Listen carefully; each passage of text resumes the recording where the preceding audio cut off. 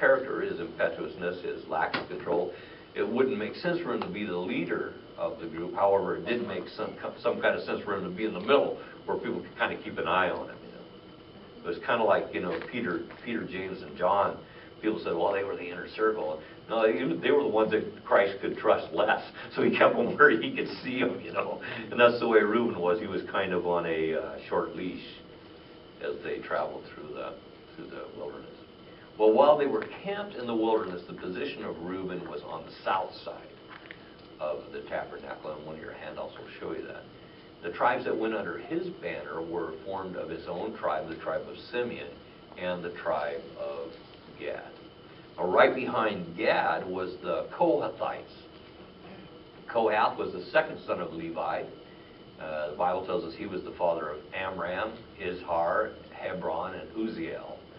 And consequently, the Kohathite family was subdivided into these four families. Aaron and Moses were Kohathites.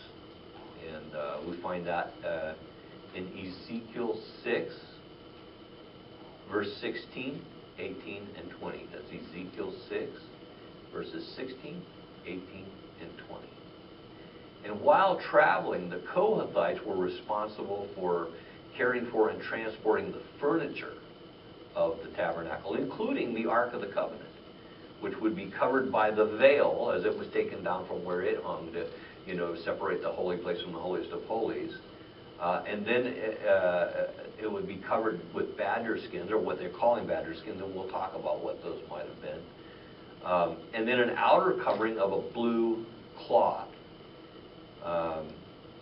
The table, the lampstand, the altars, both the altar of incense and the altar of sacrifice, altar of burnt offering, the utensils of the sanctuary, the screen, and for doing all the work related to them.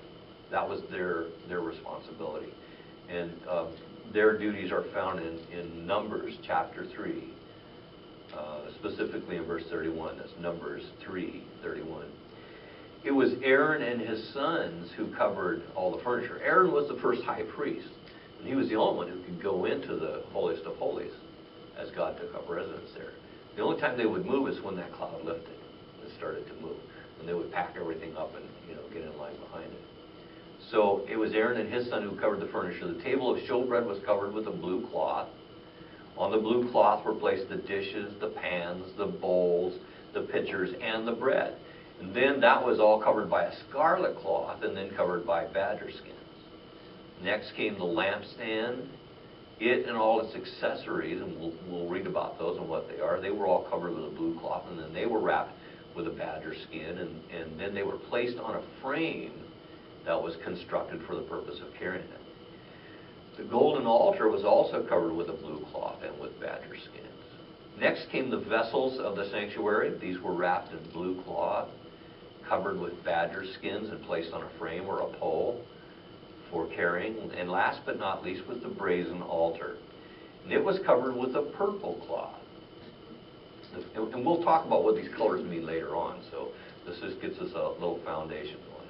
The fire pans, the meat forks, the shovels, and the basins were then placed on the purple cloth, and the whole things were covered with, you guessed it, badger skins.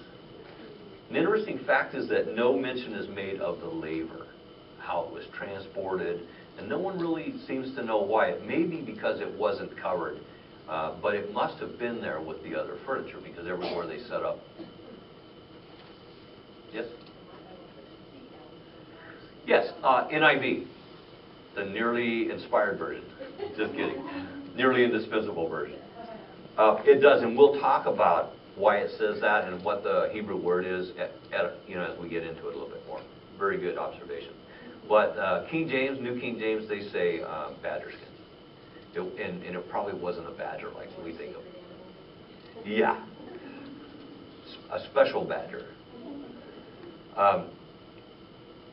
Okay, so while camped, the Kohathites were positioned on the south side of the tabernacle as well.